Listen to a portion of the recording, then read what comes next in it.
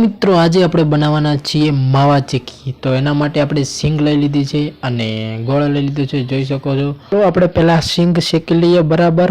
તો જલ્દીથી આપણે પહેલા કઢાઈ મેળ દઈએ।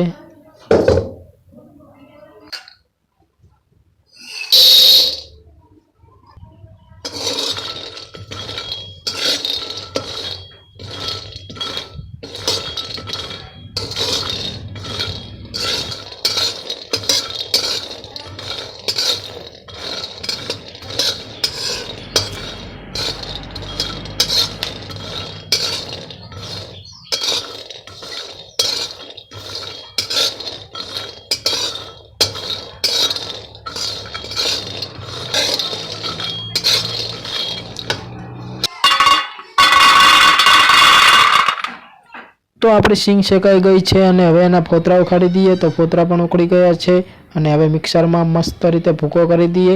તો જલ્દીથી ભૂકો કરી દઈએ। તો કઢાઈમાં થોડું તેલ રેડી દઈએ। તો હવે ગોળ નાખી દઈએ ને ગોળનો પાક થવા દઈએ કમ્પ્લીટ। તો આપણે ગોળ નાખી રહ્યા છીએ। તો ખરપિયાથી આવે ધીમે ધીમે કમ્પ્લીટ કરતું રહેવાનું અને જોઈ શકો છો આપણો ગોળ થોડો થોડો ઓગળવા લાગ્યો છે।